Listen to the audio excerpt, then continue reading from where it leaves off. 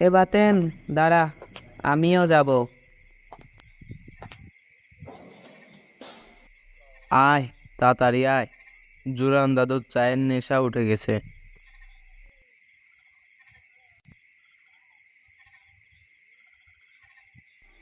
তোর আবার নেশা? তুই চা খাওয়া শিখলি শুক্র শুক্র 8 দিন। বেশি কথা না বাড়িয়ে পা চালিয়ে চল তাড়াতাড়ি।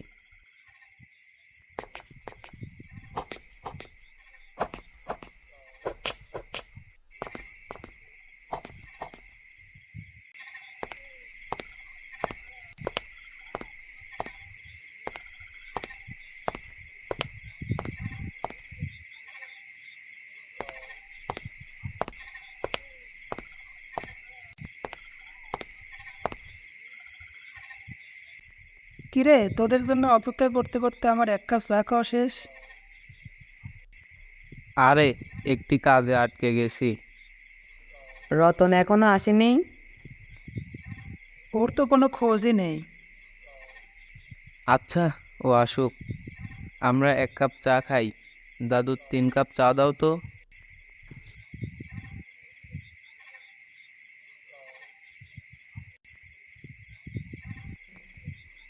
চল কোথাও ঘুরে আসি।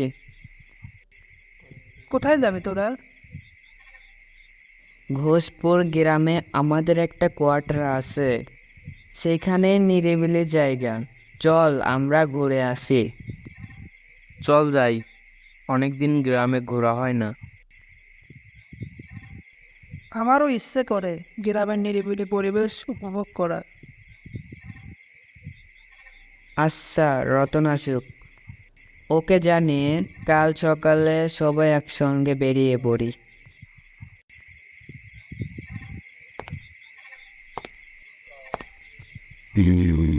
তোকে আমি ছাড়বো না।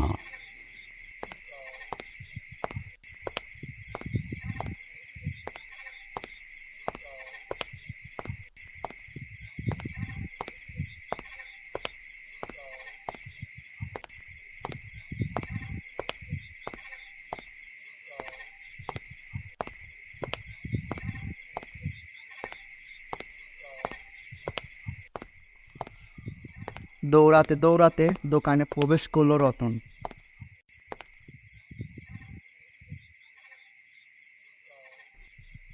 রতন কোথা থেকে হন্তদন্ত হয়ে আসলি? কুকুরের তাড়ানি খাইছিস নাকি? রতন, ভূত দেখছিস নাকি তুই?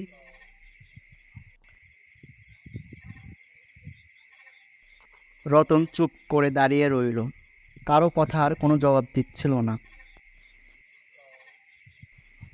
কি রে, তোর কি হয়েছে? কথা বলছিস না কেন? পানি দাও তো আগে।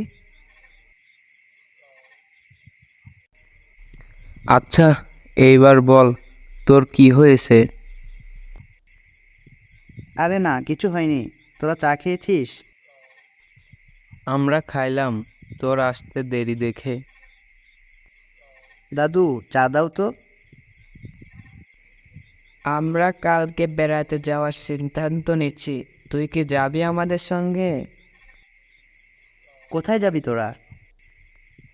আরে আমাদের যে ঘোষপুরের যে কোয়ার্টার আছে না, ওইখানে নিরিবিলি পরিবেশ। যাওয়াই যায়। তাহলে ফাইনাল, কালকে সকালে আমরা ঘুরতে যাচ্ছি।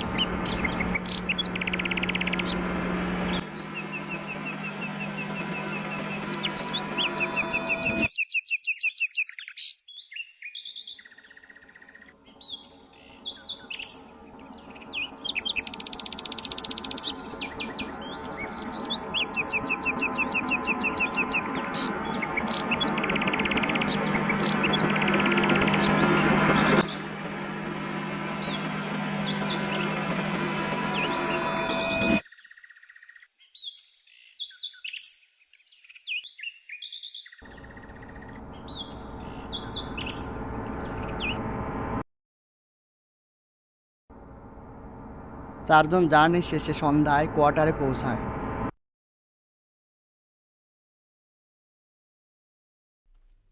তোমরা চলে এসেছ, তোমাদের জন্য সব ব্যবস্থা করে রেখেছি, যাও।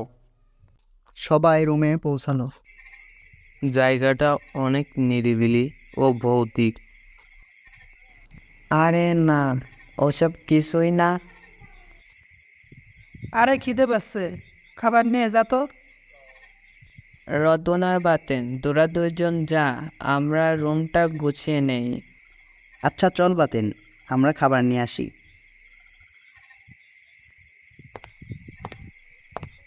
রতন আর বাতেন দুজন খাবার নিয়ে আসতে যাবার সময়, বন্ধু রতন, তুই একটু খাবারটা নিয়ে আয়, আমার একটা ইমার্জেন্সি কল এসেছে।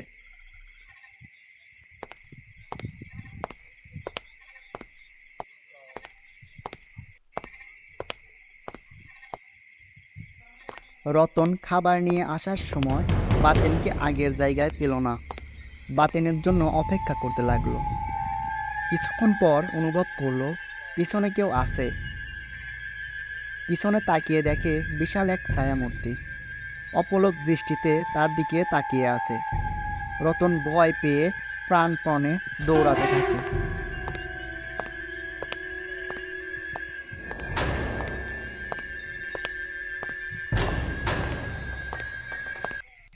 এমন সময় বাতেন ডেকে উঠল।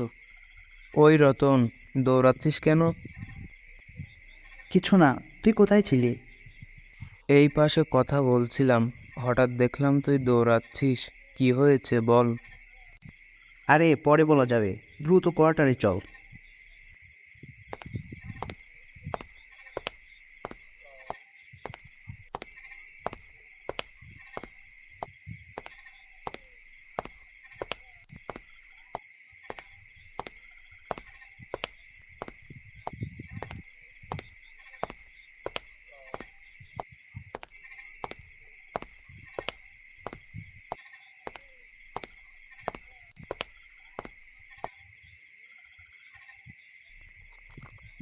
রতন সবার থেকে ঘটনাটা গোপন করে। খাওয়া দাওয়া শেষ করে সবাই নিজ নিজ রুমে চলে যায়। রতন শুয়েছিল, এখনো ভালো করে ঘুমায়নি। দরজায় কে যেন কড়া নাড়ছে।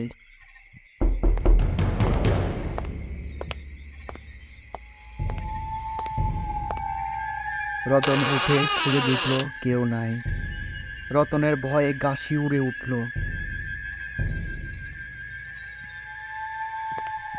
আবার সেই ঘুমাতে যাবে, ঠিক তখনই আবার দরজায় কে যেন কড়া নাড়ল। রতনের তো ভয়ে গা কাঁপতে লাগলো, তাও ধীরে ধীরে গিয়ে দরজা খুলল। তখন দেখে কেউ নেই। দরজা বন্ধ করে পিছনে ঘুরে দেখে সেই বিশাল মূর্তি। রতন দেখে অজ্ঞান হয়ে পড়ে। অনেকক্ষণ পর জ্ঞান ফিরে ভয়ে ভয়ে বন্ধুদের ডাকতে যায়। এই তোরা কই, তাড়াতাড়ি আয়। সবাই বের হয়ে আসলো।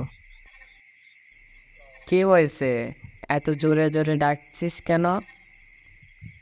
আমার একা থাকতে ভয় করছে, তোদের কারোর সাথে আমাকে রাখবি? আচ্ছা, আমার সাথে থাকবি, চল। এই বলে নিলয়ের সাথে ঘুমাইতে গেল। বন্ধু চল, পাশে একটা পাকা পুকুর আছে, চল একটু ঘুরে আসি। এই রাতে যাবি? সকালে গেলে হয় না? আরে তুই কি ভীত হয়ে গেছিস? আর আমরা ঘুরতে আইছি, ঘুরবো না?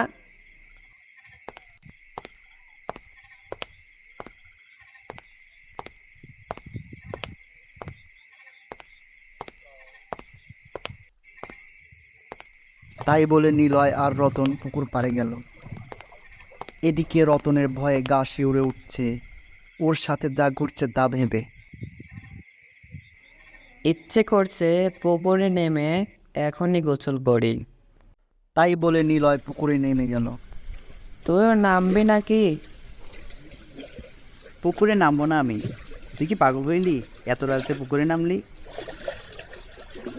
নিলয়ের আচরণ রতনের কাছে ঠিক সুবিধার মনে হলো না। তাই রতন চলে যেতে চাওয়াতে নিলয় রেগে গেল। আমি এখানে থাকবো না, কোয়ার্টারে যাব। তুই যদি যাস তোর গার মুটকে দেব। কে কে কে তুই?